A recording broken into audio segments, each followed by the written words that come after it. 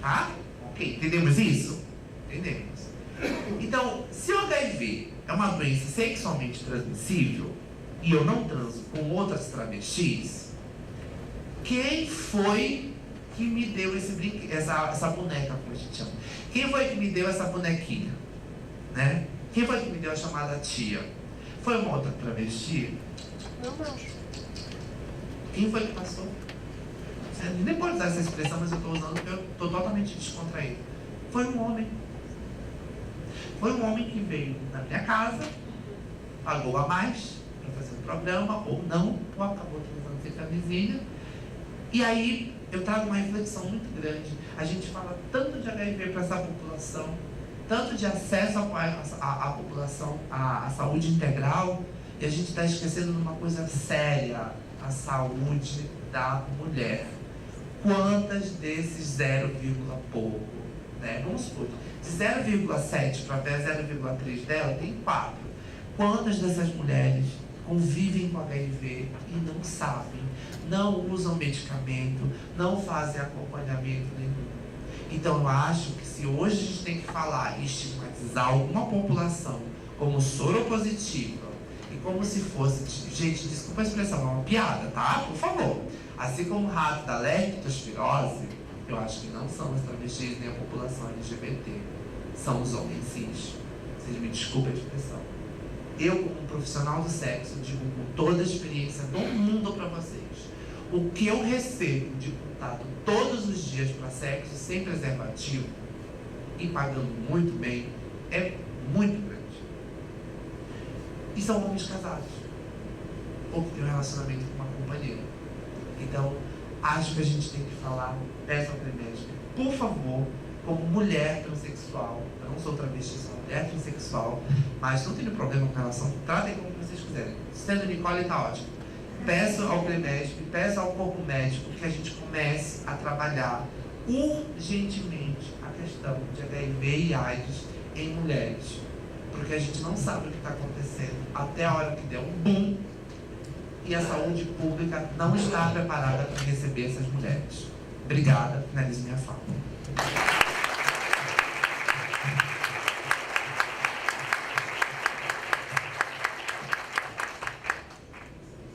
Muito bom. Eu vou passar a palavra para a doutora Adriana Galvão.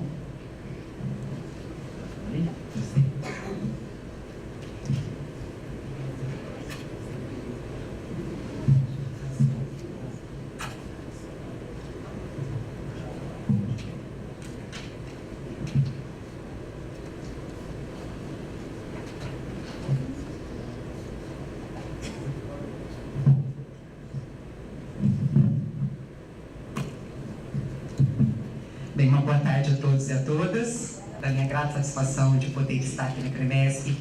É lógico que nosso contato esteve em contínuas tratativas desde quando nós fizemos aquele congresso na UAB, e dizer que o senhor sempre foi uma pessoa muito participativa e muito próxima da nossa entidade. Então, os colegas advogados que estão aqui, eu gostaria de deixar aqui uma mensagem de público que o nosso presidente tem em sua pessoa, né? Uma deferência muito grande, porque nós percebemos que esse diálogo entre o direito e a medicina só foi possível, cada vez mais foi a aproximação dessas entidades em virtude do trabalho que o senhor desenvolveu. Então, sempre foi muito bem acolhida, não só pelo senhor, mas também pelo Osvaldo, pela Olga que está aqui. E queria, na verdade, dizer que é uma grande emoção uma advogada, né? Hoje eu quase nem consigo chegar aqui, porque com essa questão dos racionamentos, lá na minha região de Bebedouro, que eu venho do interior do estado, acabou em todos os postos, não tinha mais combustível nenhum. A minha sorte foi que eu abasteci na segunda-feira e consegui chegar até Ribeirão Preto para poder embarcar.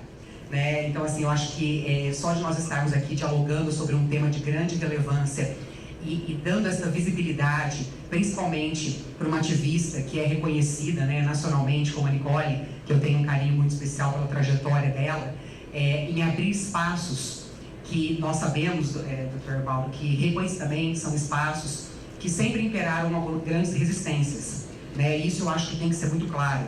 Eu não digo especificamente do CREMESP ou da UAB, mas de todas as entidades no âmbito geral. Como é difícil, Nicole, ter esse espaço de visibilidade e de poder dizer, olha, nós estamos aqui para discutir direitos, porque nós precisamos que todas as ciências se unam por um ideal maior, que é o respeito às diferenças. Então eu acho que só pessoas vocacionadas como essas que estão aqui, que podem nos unir numa força-tarefa para a gente conseguir, de fato, um bem maior. Então eu queria, na verdade, fazer uma leitura aqui, gente, no seguinte sentido. Quando me foi proposto discutir a questão dos pacientes e dos direitos dos pacientes LGBT, a Nicole fez uma abordagem interessante aí sobre essas questões de políticas públicas, o que nós temos, né? Mas é interessante também a gente discutir a atuação de vocês enquanto médicos e até outros gestores da área da saúde que estão aqui, para discutir um aspecto até de prevenção de possíveis danos que podem ser causados por vocês, por condutas praticadas no exercício da profissão. Né? Então eu acho que isso também é algo que tenha uma situação que é necessário ser abordada. Então eu gostaria de passar alguns conceitos iniciais que já foram falados aqui e trazer alguns casos práticos, porque eu acho que isso pode gerar um interesse maior para a plateia, ok? Então, gente, caminhando aqui, eu só gostaria de trazer para vocês esse último mapa que nós tivemos aqui. Na verdade, essa estatística das Mães para a Diversidade é um grupo de mães que tem um trabalho bastante interessante sobre a questão de levantamento de dados com relação à homofobia e transfobia, só que nós não podemos dizer que isso representa a real situação, né? Porque nós não temos ainda no Brasil o crime de homofobia e transfobia. Então, como nós não temos uma legislação penal específica para isso, muitas ocorrências não são tipificadas, porque não está no Código Penal. Então, não tem como a gente afirmar categoricamente que realmente aconteceram 348 casos no ano de 2017. O ano passado, né, foi um ano que no início, esse ano foi no início desse ano, nos 4 primeiros meses desse ano, foi chocante também como se teve um aumento. O ano passado, só no primeiro quadrimestre, nós tivemos aproximadamente 116 casos de violência contra pessoas LGBT, em sua maioria pessoas trans, né? Que foi um caso muito divulgado na imprensa, não sei se vocês acompanharam o caso da Dandara, aquela jovem de Fortaleza, que foi brutalmente assassinada e foi filmado pelos próprios agressores e jogado nas redes sociais. Então, assim, são casos como esse que trazem para a gente uma reflexão. Por que a gente tem que estar aqui discutindo direitos de pacientes LGBTs? Né? Porque talvez a falta de acolhimento da sociedade num todo e do respeito às diferenças traz essa estatística aqui, que ainda é uma estatística que eu digo a vocês, é por amostragem, ok? Falando rapidamente, gente, eu acho que numa questão de recorte legal, nós temos vários princípios aí que devem ser abordados. Temos declarações universais, a Declaração Universal de Direitos do Homem, temos também esse princípio de Yogyakarta, da Indonésia, que foi muito interessante porque é uma carta global de direitos humanos focado para a população LGBT. E essa carta global, ela serviu como direcionamento no âmbito internacional justamente para tipificar e precisar legalmente esses instrumentos de proteção. Então nós temos no âmbito da legislação brasileira a nossa norma maior, que é a Constituição, mas no aspecto internacional, além da Declaração Universal dos Direitos do Homem, nós temos esses princípios que também norteiam as legislações ao redor do mundo para analisar a questão de direitos LGBT. Não sei se vocês têm conhecimento, mas nós temos ainda 73 países que praticam o que nós chamamos de homofobia e transfobia de Estado. O que significa isso? Criminalizam relações entre pessoas do mesmo sexo. Tem países que estabelecem pena de morte. Então isso é uma reflexão interessante. Fazendo aqui um apontamento mais preciso com relação à questão da diversidade sexual e de gênero na área da saúde, eu acho que essa questão dos tabus e dos preconceitos é muito interessante ser abordado. E eu não falo somente na área da saúde, que vocês também, na verdade, têm aquele primeiro atendimento, que é feito no momento de maior desespero, pelos profissionais da saúde. Então eu vejo que isso é necessário ter essa sensibilização dessa quebra de tabus e preconceitos. Mas dentro da nossa área, tem advogados aqui também? Muitos advogados aí? Nossa, gente! Então eu estou achando que a gente está dentro da OAB aqui. Quase dentro da OAB, Aí, doutor Mauro, a gente tem que transferir o congresso aqui lá para para nossa sede na Maria Paula, viu? Muito bem. Então, vejam, então vocês vão me entender, né, aonde eu quero chegar nesse particular. Eu me recordo que quando a gente fala de tabus e preconceitos, quando eu ainda estava estudando o meu mestrado, e eu decidi escrever sobre a questão do princípio jurídico da igualdade, a inclusão das diferenças, ao definir o dia que ia ser feita a tese, né, a defesa da tese, foi fixado na universidade, e eu nunca me esqueço porque isso me marcou muito. Um colega, advogado também, professor de uma faculdade também lá no interior, chegou, olhou lá o tema da tese, né, me viu do lado lá, bastante ansiosa, aguardando para a arguição, e falou assim para mim: doutora Adriana, posso lhe fazer uma pergunta pessoal? Eu falei assim: pois não, fique à vontade, né? Eu não consigo entender muito, né? A senhora é uma advogada, tão elegante, bem posicionada. Eu falei: obrigada pelo elegante, né? Tão bem posicionada. A senhora não saiu do armário ainda? Né? Porque eu não consigo entender qual é o objetivo seu de discutir uma situação dessa aqui. Isso já tem um tempinho, já tem mais de 15 anos. Nós caminhávamos em pedras naquela época na questão do reconhecimento jurídico dos direitos, né? Então, o que eu quero dizer é o seguinte, e eu faço muito essa questão quando a gente discute preconceitos e tabus. Você não tem que ser uma pessoa LGBT para defender outro LGBT. Você não tem que ser um negro para defender outro negro, uma mulher para defender outra mulher, um deficiente para defender outro deficiente. Você tem que ser ser humano. E um ser humano que trabalha com o direito do outro, como nós, um ser humano que trabalha com a vida do outro, como os médicos, tem que trabalhar com o coração. E trabalhar com o coração é colocar amor naquilo que nós vamos fazer.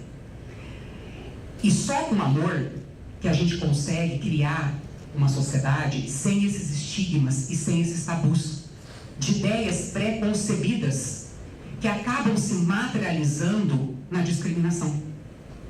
Porque a questão do preconceito, ele já tem uma ordem não fundamentada daquilo que você desconhece e preconcebe alguma coisa, e aí você, por ter esta ideia, você materializa ela através da discriminação.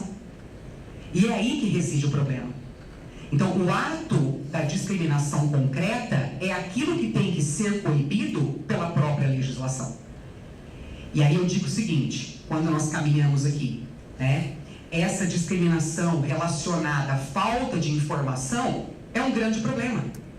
Porque eu já tive, na atuação profissional, já tive problemas de pacientes, né, que chegaram a me procurar dizendo que tiveram dificuldades, né, com profissionais da saúde, enfermeiros e médicos, né, e que sofreram retaliações, como agora há pouco dito pela Nicole, né?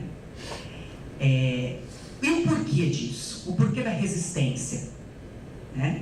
Por que dessa resistência? A resistência talvez porque não conheça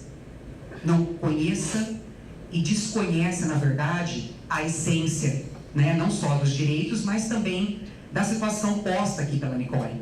Então essa resistência precisa ser quebrada. E de que forma que a gente quebra essa resistência, né?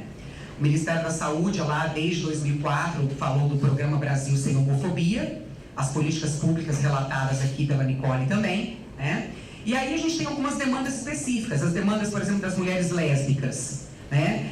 É complicado, às vezes, até o uso de drogas e o uso de álcool que é intensificado nas mulheres lésbicas, em virtude dessa questão de uma sociedade que não entende e não respeita essas diferenças e cria um processo opressor.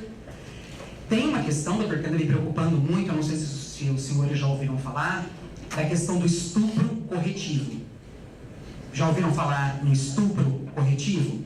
Ah, isso anda acontecendo muito com as mulheres lésbicas, né? Nós temos, assim, já casos, que isso veio da África do Sul, já tinha um levantamento de aproximadamente 50 casos na África do Sul. Aqui em São Paulo, eu atendi uma menina, que foi pelo próprio primo.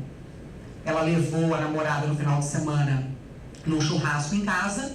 Quando chegou no meio da semana, o primo violentou ela sexualmente e dizia: agora você vai aprender o que é realmente macho, gostar de homem, porque não te ensinaram antes, porque você não sabe como que funciona isso. Estupro corretivo, de corrigir a orientação sexual. Então, fica aqui também essa preocupação, né? As demandas do homossexual masculino, eu acho que também essa questão do HIV é uma situação delicada também, Nicole, e eu tive uma atuação... posso te usar de exemplo, Emerson? Você não vai entrar com processo contra mim? Não? Então você vai ser o meu exemplo. Ela tá solteira, ela não tem ninguém pra... Não tá, não, né? O que aconteceu? Uma vez, que essa polêmica aí da questão da doação de sangue, vamos começar a polemizar, doutor Mauro, posso? Assim, eu sei que é complicado, gente, já é quase 6 da tarde, vocês estão loucos pra ir embora, né? Tá tudo bem? Não tem gasolina? Então vamos ficar conversando aqui de uma das coisas que eu mais adoro na vida, vamos lá. Tudo bem, Oswaldo? Posso continuar? Nós não temos combustível para chegar em casa. O doutor Daniel já falou que nos bares aqui em volta tem álcool. Eu gostei, hein? O que aconteceu? Uma vez um jovem gay, chegou para mim e falou assim: doutora Adriana, eu sou doador, né? E eu estou com o seguinte problema, né? Eu não sei se vocês têm conhecimento que existe uma resolução da Anvisa, né? E essa resolução da Anvisa prevê, né? Era RDC 153, que diz o seguinte: homens que praticam sexo com homens estão impedidos de fazer a doação de sangue no prazo de 12 meses. Tá? O que aconteceu? Isso tem já uns 5 anos atrás. Eu vou fazer um teste, ele me falou. Porque eu fui no centro, no Hemocentro, fazer a doação, e a hora que eu cheguei lá, me perguntaram uma série de coisas. Se eu tinha namorada, não tinha, nananã, né? E aí ele virou para mim e falou assim: mas, o que aconteceu? Eu não dei pinta.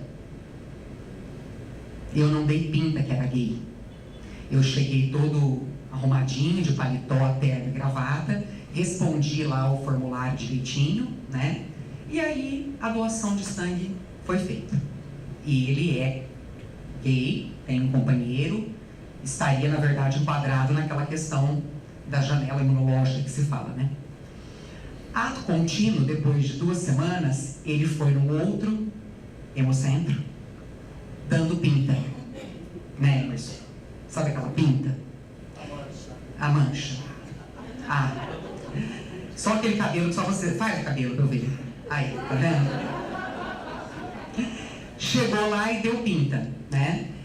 Gente, ele me relatou que, assim, nem chegaram a perguntar nada pra ele, de coisas específicas sobre questão se tinha hepatite, se não tinha, se tinha parceiro, se não tinha. Foram dando um perdido nele. Olha, agradecemos, mas por hora nós não estamos mais colhendo o sangue. Começaram a dar um perdido no menino, né? Então, o que aconteceu, gente? Isso, olha só como a sociedade é hipócrita, né? E essa norma, doutor, inclusive chegou até o Supremo Tribunal Federal, que isso já tem acho que uns 2 meses, né? Que inclusive o processo desta DIN para discutir essa inconstitucionalidade, que eu entendo que é uma grande inconstitucionalidade, o ministro Fachin, que é o relator do processo, ele teve uma frase maravilhosa que eu sempre uso. Ele diz o seguinte: orientação sexual não contamina ninguém. O que contamina é o preconceito. Ele escreveu isso no voto dele. O processo foi pedido, tá suspenso, pedido vista. Eu acho que, se eu não me engano, o ministro Alexandre de Moraes que está com o processo. Mas, né? Enfim. E, pelo relator, esta norma é flagrantemente inconstitucional. Porque, assim, se você tem critérios para fazer análise para um grupo específico, que faça para todos os grupos. Agora, simplesmente fechar as portas, né? Tem homossexual, gente, que recebe, às vezes, carta convidando para doar o sangue. A hora que chega lá, a pessoa vê que é gay, que dá pinta, descarta a pessoa. Olha que situação. Então, assim, eu acho que tudo isso tem que ser passado e conversado, né? Aqui eu vou passar rapidamente sobre essa questão. A Nicole já falou, as demandas da saúde da população trans. Uma pergunta para vocês. Pois não. Nicole, eu sei a resposta, mas eu quero deixar o povo louco. Tá. A gente entendeu a questão da problemática da doação de sangue. Aí eu chego lá, vim doar meu sangue. Da que seu RG, senhora? escolhe mais sexo feminino. Você acha que ela pode proibir? Porque assim, eu já não me enquadro mais na questão homossexual. Só que você se enquadra numa outra questão. Amor profissional do sexo. Ah, mas eu vou negar. Infelizmente, Nicole. Mas Tá. se não fosse, Se não fosse. Vamos supor, uma menina qualquer, uma padrãozinha da sociedade, se não tomar alcoólica, ser mulher. A resolução ela coloca grupos de risco.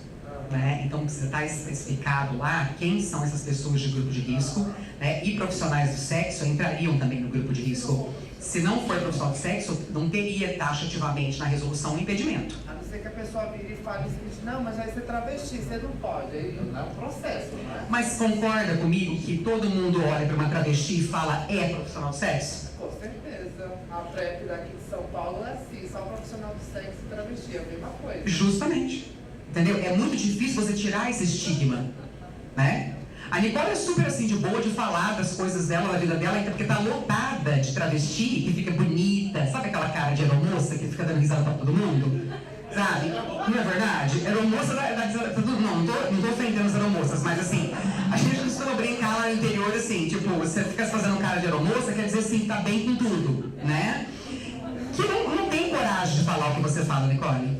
Não tem. E a gente sabe que é uma questão de você assumir-se como mulher e se colocar como tal. E de enfrentar essa questão, né? Responde a tua pergunta? Sim. Então tá bom.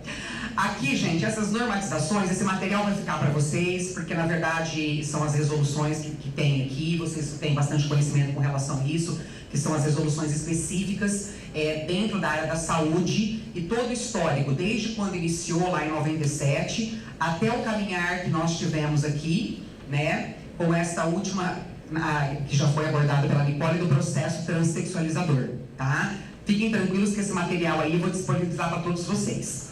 Mas, gente, eu quero caminhar um pouquinho aqui, quando você falou do nome social, Nicole, é o seguinte, tá? Até para te explicar. Nós já temos conquistas de nome social, tá? Eu vou te falar em quais entidades, tá? Nós temos o Conselho Federal da OAB, inclusive a nossa relação, Dr. Mauro, no sentido de alinhamento, foi em virtude disso. O Dr. Mauro me recebeu aqui, gentilmente, depois que a OAB conseguiu incluir o nome social da doutora Márcia Rocha, nós viemos conversar para que ele também utilizasse os nossos estudos, né, Olga, que você também utilizou, e a gente conversou para levar isso para Brasília, no conselho de vocês, né? Então, nós já temos na OAB, nós temos também no Conselho Federal de Psicologia, nós temos no Conselho Federal de Enfermagem, e a última entidade do ano passado foi o Conselho de Enfermagem. Então, essas entidades, e a CREMESP, na verdade, aqui é uma recomendação ainda, né, doutor? Vamos trabalhar fortemente para que isso seja mudado. Então, Nicole, esses conselhos, se tiverem profissionais trans que quiserem requerer administrativamente a inclusão do seu nome social, é só fazer o pedido, porque já existe decreto. Na hora de assinar, não, é que na verdade é o seguinte, o carimbo você fala assim... Carimbo e assinatura da documentação. Não, é que na verdade a questão do nome social, Nicole, é de tratamento, tá? É isso que tem que ser explicado. Porque a questão é a seguinte, o pessoal aqui da área jurídica sabe, no nosso caso, por exemplo, dos advogados, nós não temos como na carteira nossa profissional substituir o nome social pelo nome registral, porque a nossa OAB tem identificação civil e tem publicações que são colocadas nas procurações. Tá? Então, assim, é uma questão de tratamento, nome social, tratamento. Se a pessoa quiser retificar o nome dela, antigamente tinha que entrar com o processo, hoje não mais. Tá? Inclusive, sexta-feira passada, já temos aqui o provimento do Tribunal de Justiça. Nós fizemos um empenho muito grande, fomos até a Corregedoria do Tribunal de Justiça com o nosso vice-presidente para ajudar na formalização deste provimento. Então, a partir do dia 18, sexta-feira passada, as pessoas trans já podem ir direto nos cartórios para fazer a retificação do seu nome e gênero administrativamente junto aos cartórios. E aí essa questão dos documentos estão lá no provimento. Então isso adiantou bastante, né? Aqui, gente, esses decretos que tem aqui também são os decretos do nome social, que a gente já falou, né? Agora vamos entrar numa questão interessante aqui, tá? Até para não me alongar muito aqui, tá? Essa questão da ficha de atendimento do nome social já está regulamentado com vocês aqui, através do decreto, tá? Nós temos a questão aqui da polêmica da utilização dos banheiros, tá? Isso também é importante, tá? Gente, a utilização dos banheiros é de acordo com a identidade de gênero, tá? Por quê? Nós temos decretos no âmbito federal, no âmbito estadual e também no âmbito municipal, estabelecendo a questão do nome social. Tá? Você obrigar uma pessoa trans, tá, a usar um banheiro diferente daquela que ela se identifica, é passível, inclusive no caso aqui de São Paulo, de acionar uma lei que eu vou explicar para vocês aqui, que é a Lei 10.94801, a Lei Estadual de Combate à LGBTfobia. Existem processos de dano moral de mulheres trans, travestis também, que ingressaram com esses processos alegando constrangimento. Tá? Então, assim, é interessante deixar muito claro isso. Banheiros de acordo com a identidade de gênero. Olha essa questão aqui, ó. Tem até uma decisão aqui. Dano moral à academia de ginástica. Transsexual que se utilizava do banheiro feminino. Exclusão.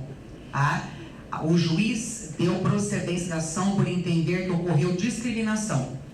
Porque o ator transexual tem um conflito de sexo biológico de identidade que demonstra não ter agido de má fé ao ingressar no vestiário feminino.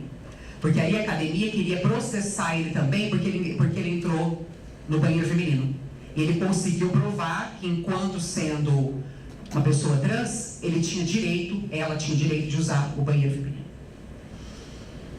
Nesse caso aqui, o banheiro também é a mesma coisa. Profunda humilhação provocada à parte. R$8.000. Esse processo é recente, foi lá do Rio Grande do Sul. Olha isso aqui, posto de saúde. Um outro processo. Tá? A travesti foi discriminada num posto de saúde na frente de várias pessoas. Tá? Um processo lá de 2008. Tá? Então, dano moral indenizável. Tá? O que nós temos? Nós temos um recurso que está no recurso extraordinário, que está no Supremo Tribunal Federal, de relatoria do ministro Barroso, que já se posicionou favoravelmente ao uso de banheiros de acordo com a identidade de gênero. Por quê? A quantidade de pessoas que ingressaram na justiça com esses processos, o Supremo reconheceu a repercussão geral. E por reconhecer repercussão geral, entendeu que essa matéria tem que ser julgada e analisada. Então o processo está ainda suspenso para julgamento, mas o Supremo já tem posicionamento nesse sentido. Internação. Essa parte é mais complicada, Termal. Ala de internação. Tá? Por quê, gente? Essa questão da ala de internação, se você for usar a questão da cronologia do nome social e da questão dos banheiros, a internação seria também de acordo com a identidade de gênero, e não se discute. Só que aí, gente, na prática, a gente sabe que as coisas são muito difíceis, né, Dr. Mauro? Na hora de colocar, a gente costuma dizer, não tem nem leito específico para a população no geral, imagina para acomodar essas especificidades. Então, já teve casos de hospitais que chegaram a me ligar e falaram, a gente está com um problema porque a travesti está se recusando a ficar aqui. Aí você tem que tentar conversar com as pessoas, a gente agir com um pouco de bom senso. Né? Você não pode obrigar a travesti a ficar na ala masculina, né, se ela, na verdade, tem a sua identidade feminina. Né? Não, mas o RG dela aqui é masculino, não alterou o nome, e depois isso vai me criar problemas porque tem os acompanhantes. Como nós vamos fazer para acomodar esses conflitos? Né? Vai criar um espaço específico. Então, eu acho que dentro desses conflitos, não sei se você concorda comigo, às vezes, por causa da questão de acompanhantes e uma série de coisas envolvidas, para evitar conflitos, às vezes não daria para tentar acomodar a situação em espaços para que não gere transtornos para ambas as partes? É complicado, porque se você impor, né, eu queria ter a tua opinião nesse sentido, o que você pensa? Eu acho que no final das contas, eu acho que assim, é meio complicado. Eu acho que assim, eu estava falando que essas coisas não acontecem, realmente não dou sorte que não me acontece, aí mostra para eu processar alguém, porque se fosse estava rica, já processo.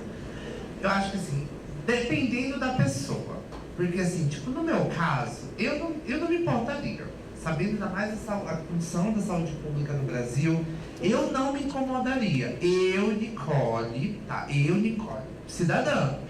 Só que tem algumas meninas que não são como eu, como você mesmo falou. Tipo, tem menina que atrofia o pinto, tem menina que cola o pinto pra trás pra nem nunca encosta nele, tem menina que tenta se mutilar, sabe? Tem pessoas que fazem isso até na própria infância e adolescência e que não querem ter contato mais íntimo, compartilhar um espaço com outro cara, sabe? Tem pessoas que são assim. E aí o que acontece? Eu acho que nesses casos a gente tem que tentar conversar com a administração do espaço, porque assim, se essa pessoa, e principalmente falando de serviço público, ela é uma cidadã, ela é uma contribuinte de impostos, eu acho que a gente tem que fazer uma conversa com a administração para ver a melhor maneira até para isso trabalhar, porque assim, você sabe como que são essas pessoas, você sabe que eu não teria problema nenhum de ficar no meio dos meninos, pelo contrário, eu ia ficar lá no meio, mas aí, gente, mas tem gente que não gosta. Não, então, e tudo isso tem que ser discutido por quê? Até porque, ó, olha que interessante isso. Muitos desconhecem essa lei que nós temos, a Lei Estadual 10.948/01.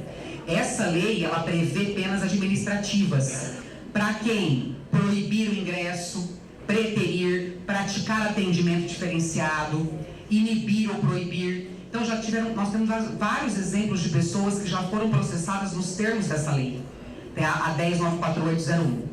Essa lei, existe uma comissão processante dentro da Secretaria de Justiça que faz a apuração dos casos.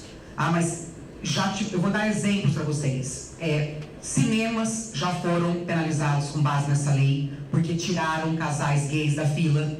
Já teve restaurante que impediu a entrada, já foi processado. Pizzaria que não deixou a pessoa utilizar o banheiro de acordo com a sua identidade de gênero, também já foi, tá? E não imaginem que também isso não pode acontecer com profissionais da saúde, médicos e também hospitais, tá? Então, assim, as penas da lei, ela vem desde a advertência até uma pena pecuniária. Teve um rapaz, aquele que pegou a luz fluorescente aqui na Paulista e jogou na cabeça de 2 adolescentes aí também, foi R$18 mil.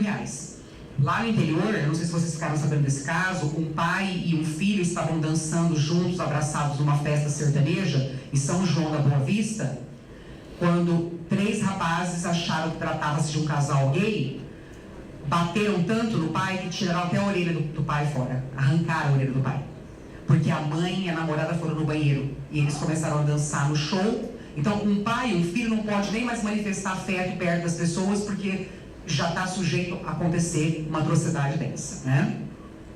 E aqui nós falamos a respeito da doação de sangue, a Nicole falou um pouquinho da cura gay, e falando da cura gay, eu só quero ler isso aqui para vocês, tá? Quem tiver interesse, gente, lê um pouquinho sobre Mães para a Diversidade. Esse movimento é maravilhoso, são mães de pessoas LGBT que se unem para tentar suprir aí as carências e as dificuldades do dia a dia. Olha o que aconteceu nesse diálogo aqui. Mãe, posso te fazer uma pergunta? Pode. Eu sei que a senhora é da igreja, sei do pensamento da senhora e eu respeito. Mas quero perguntar sobre o que a senhora acha desta cura gay. Gui, independente do que a igreja prega ou do que as pessoas acham, eu te amo e a única cura que vocês precisam é a cura das feridas que as pessoas causam em vocês, com ódio e preconceito. E essas feridas que doem, porque você é meu filho e sei como já sofreu. A cura que vocês precisam é o amor e o respeito. Eu amo você por quem você é e não pelo que a sociedade julga.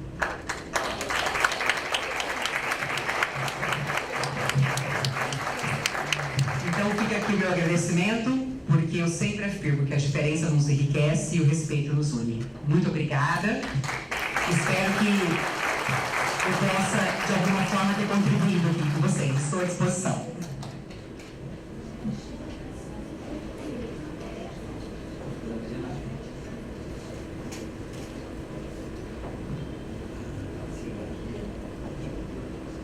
Doutora Adriana, muito obrigado pela sua contribuição. Antes de passar a palavra ao Dr. Mauro, eu quero só fazer menção ao Dr. Reinaldo, que está aqui na nossa plateia. E o Dr. Reinaldo ele é o coordenador do nosso centro de bioética e já coordenou, escreveu, enfim, editou, lançou diversas obras, né? Tratando da violência contra a mulher, enfim. E eu acho que fica aqui até uma sugestão, para a gente pensar, né, no nosso centro de bioética sobre todas essas questões aqui, pensar em... Pode falar, isso fica... Aliás...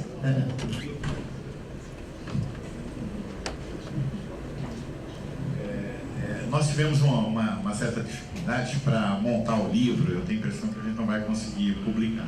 Mas no final do ano passado, no final de 2016, faz bem tempo, nós fizemos um seminário sobre diversidade sexual no Hospital Oswaldo Cruz, e aí tivemos várias apresentações ótimas. O problema é que nós degravamos o seminário, mandamos para as pessoas escreverem e elas não nos devolveram. Mas o livro está praticamente pronto e em breve vai sair.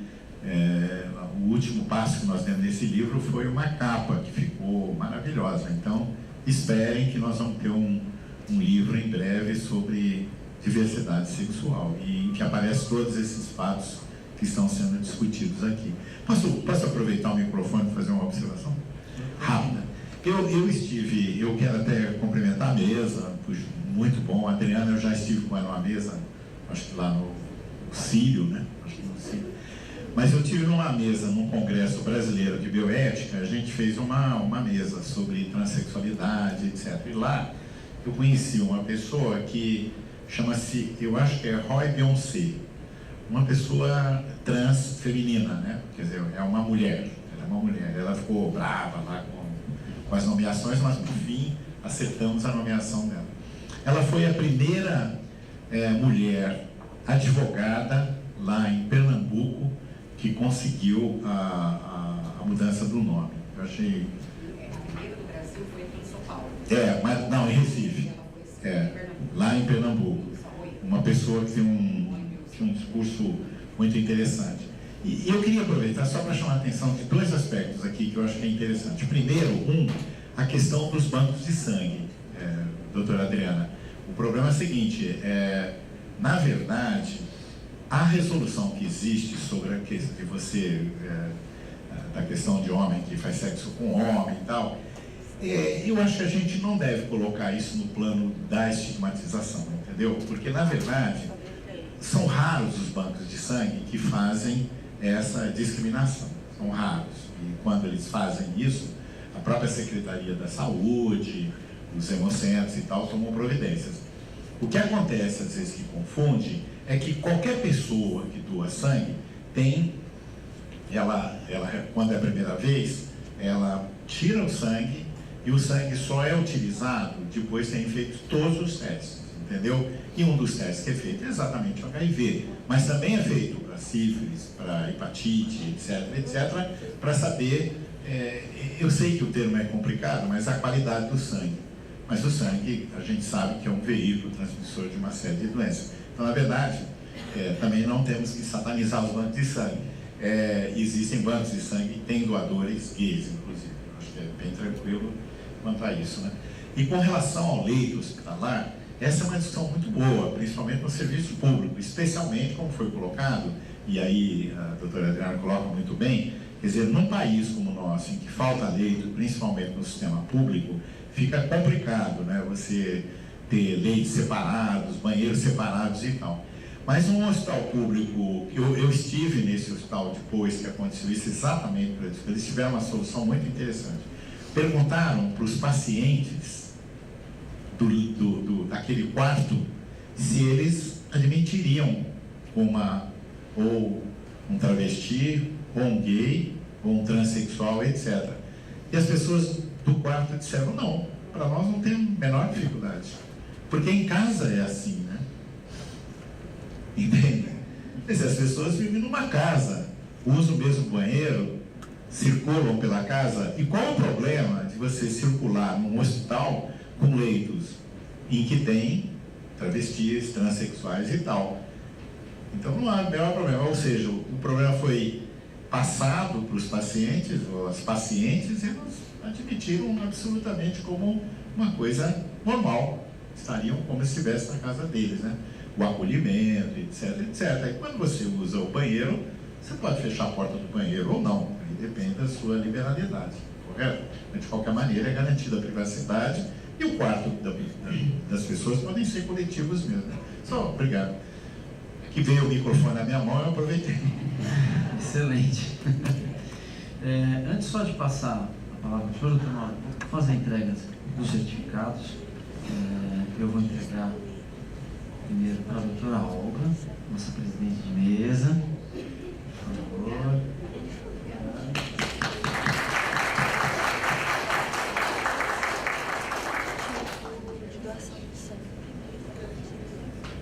Você falou que não justifica, não entendi.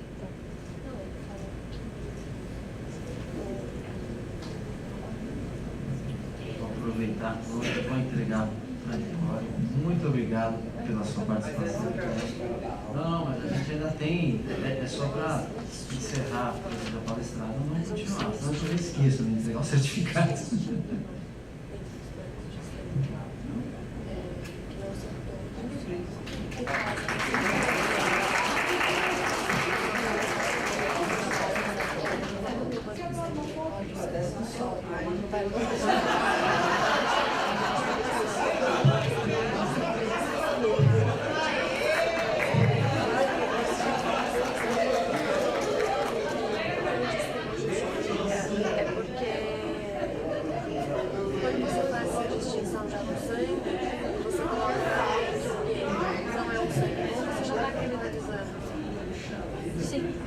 Você já está estigmatizando. Então não justifica o que ele falou. Ele está falando abobrinha, esse cara.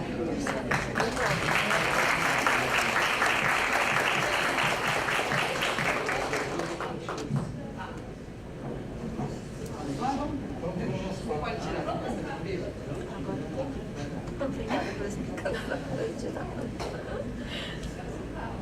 Não, agora tá.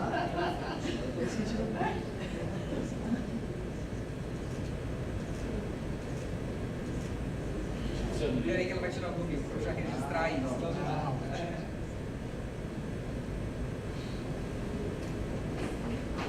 Muito obrigado, viu?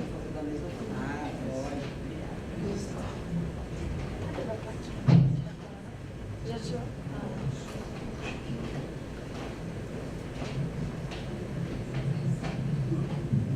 Eu já sofri a bullying na infância por meu tamanho, achatadinho. Depois dessa foto.